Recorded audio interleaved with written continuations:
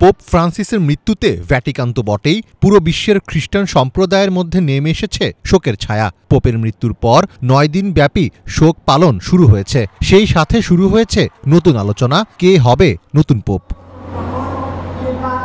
কয়েকশো বছরের পুরনো রীতি অনুসরণ করে ক্যাথলিক খ্রিস্টানদের প্রধান ধর্মগুরু নির্বাচন করা হয়। যদিও আধুনিক যুগের সাথে তাল মিলিয়ে এতে কিছু পরিবর্তন আনা হয়েছে। এক পোপের মৃত্যু ও অপর পোপের নির্বাচনের মধ্যবর্তী সময়কে পেপাল ইন্টারেগাম বলা হয়। পোপ ফ্রান্সিসের মৃত্যুর মধ্য দিয়ে এই সময়কালের সূচনা হয়েছে। সাধারণত পূর্ববর্তী পোপের মৃত্যুর ১৫ থেকে ২০ দিনের মধ্যে নতুন পোপ নির্বাচিত হন। পোপ নির্বাচনের এই দীর্ঘ অনুষ্ঠান কনক্লেভ নামে পরিচিত।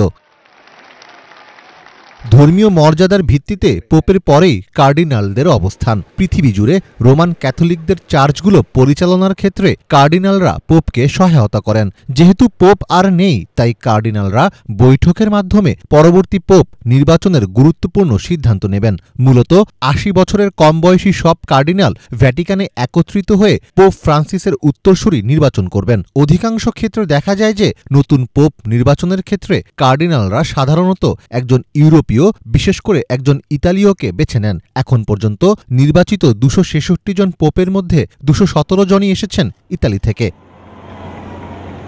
পোপ নির্বাচনের ভোট অনুষ্ঠিত হয় বিখ্যাত সিস্টিন চ্যাপেলের ভিতরে।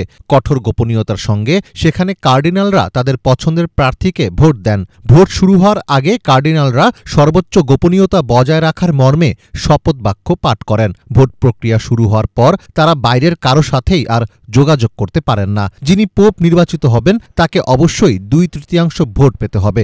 নতুন পোপ নির্বাচন কতটুকু এগোলো সেটি বোঝার একমাত্র উপায় হল ধোঁয়া। কালো ধোঁয়ার অর্থ হল পোপ নির্বাচন হয়নি, আর সাদা ধোঁয়া দেখার মানে হল নতুন পোপ নির্বাচিত হয়েছেন। সাদা ধোঁয়া দেখা যাওয়ার পর ঘণ্টাখানেকের মধ্যে নতুন পোপ ঐতিহ্যবাহী পোশাক পরে সেন্ট পিটার্স স্কোয়ারের বারান্দায় এসে দাঁড়ান। এরপর কনক্লেভে অংশগ্রহণকারী একজন জ্যেষ্ঠ কার্ডিনাল আনুষ্ঠানিকভাবে নতুন পোপের বিষয়ে সিদ্ধান্ত জানান। পোপের বসবাস বিশ্বের সবচেয়ে ছোট রাষ্ট্র ভ্যাটিকান সিটিতে, যার চারপাশ ইতালির রাজধানী রোম দিয়ে বেষ্টিত।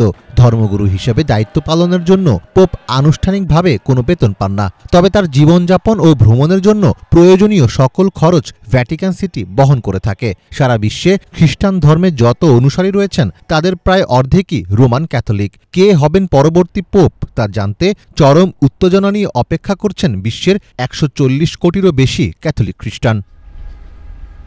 মীর ফজলে রাব্বি, বাংলা ভিশন।